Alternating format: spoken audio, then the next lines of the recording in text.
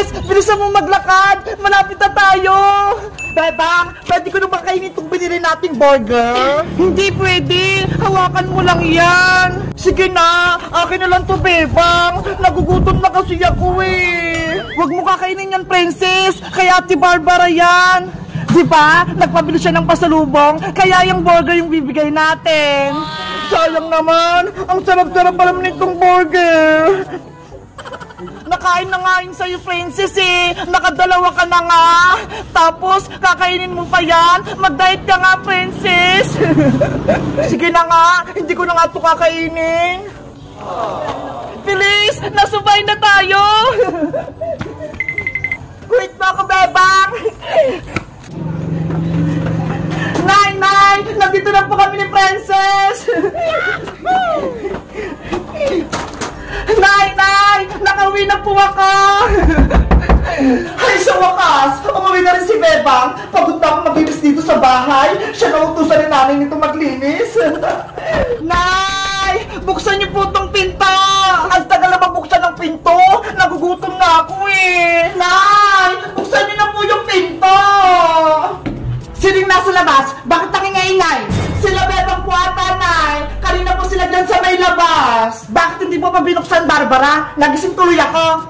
Naglilinis pa po ako eh. Ikaw talaga? Ang tamad-tamad mo? Hindi mo pa binuksan yung pinto. Hello po, Nay. Hello, paring sitang. Oh, no. Yari, mukhang galit si nanay. Nasaan na yung pasalubong ko, Bebang?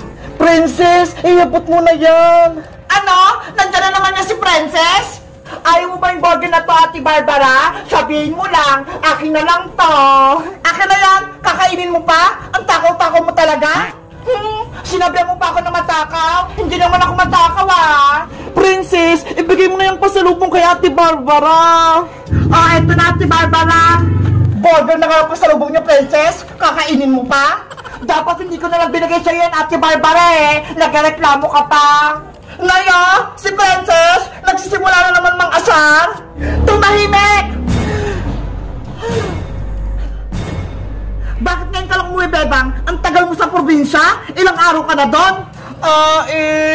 Kasi po, Nay. Diba? Ang sabi ko sa'yo, magsasabay kayo na Ate Barbara kapag umuwi kayo dito?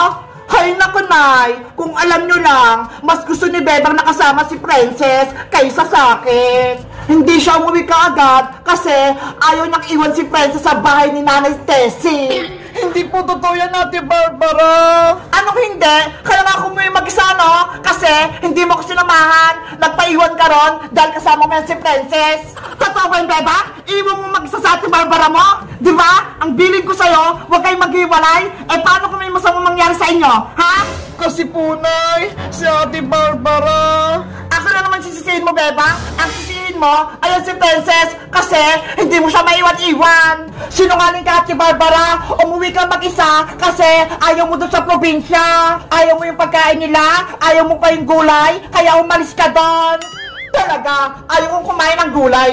Ew! Diba? Tama ako. Kaya magsabi ka ng totoo. Kaya iniwan mo si Bebang dahil ayaw mo doon. Sinabi mo pa nga, ang daming lamok doon. Ang kati-kati. Gusto mong umuwi dito sa bahay nyo? Nayo! Si Princess! Nakikipagtalo pa sa akin! Tama na yan! Ikaw, Bebang, sa susunod, huwag na huwag mo nang iwan sa Ate Barbara mo, ha? Naiintindihan mo ba? Opo, Nay. Pumasok ka na dito sa loob. Bilis! Bye-bye, Princess. Bye-bye, Bebang. Sana hindi ka paluin. Ikaw naman, Princess. Umuwi ka na. Hinahanap pa na ng nanay mo. Princess, umuwi ka na. Matagal ka nang hinahanap ni Maring Tere. Bye-bye.